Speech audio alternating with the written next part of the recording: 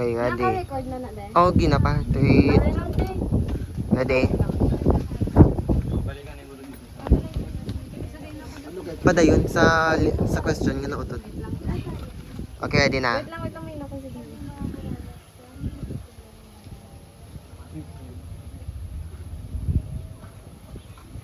Ay, itong ano tay? Atong naasabat na to tay itong sapat ang panbala. Oo. Ang okay mo lang kinakita. Ay. May mga Mm-mm. adlaw man nga nalulugiin yun. Ay na bala nila. Nang may adlaw man nga nalulugiin na relasyon. Oo.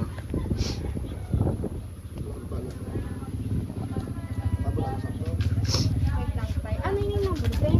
May natatanggap ba kayong suporta o tulong mula sa pamahalaan o ibang organisasyon? Mm-mm. Hindi ko sure pa na eh. Hindi na lang. Ano?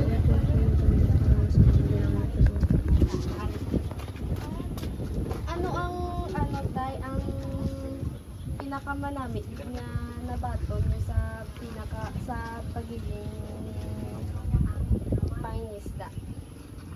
Do naging manamit gid ba lang na ano ninyo na experience dire?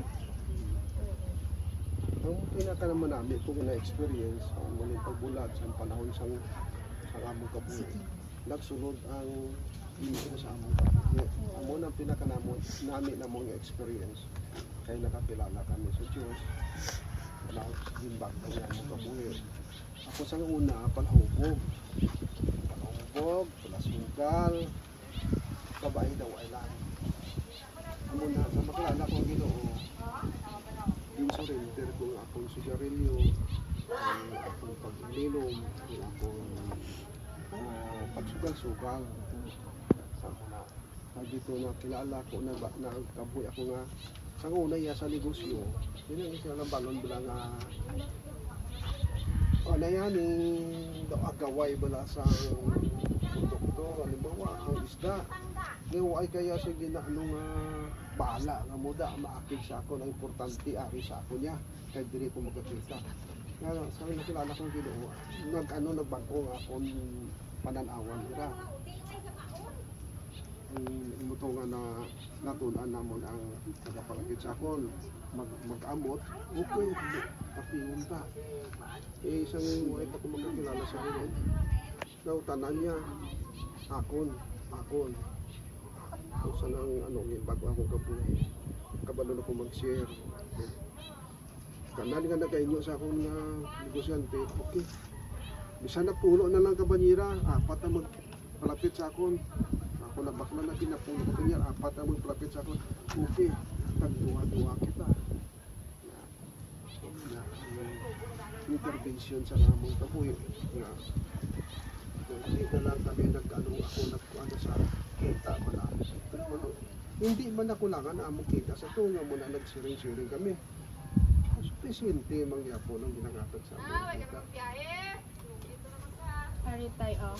Ano mo mahatag nga payo sa mga gusto mag-umpisa sa ano dati tay?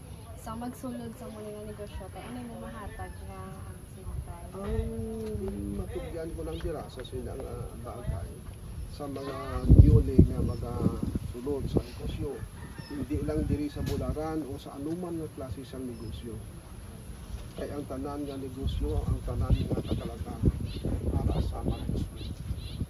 Kaya kung nakikita ka sa isa kalibo, dapat magasto ka lang 300. Ang 700, idugang mo sa kapital mo. Ang mataman ka nga hindi nga nagkita kasi isa kalibo, nagasto kasi 1 ay sigurado may bagsak yun. Gani, sa una, ito ko sa Manila, nagtrabaho ko sa budget, nagsiya ako sa bangko, isip ako naman nga, pagkabot sa Disyembre, yung manager, pirmi maniwala, kung mag-abot nila, katungtong yatiil sa lamisa, nabasa diaryo. Amo lang nang makikita ko mo lang ang trabaho niya. Ang pag-abot sa Disyembre, tanan nga regalo, ito siya niya.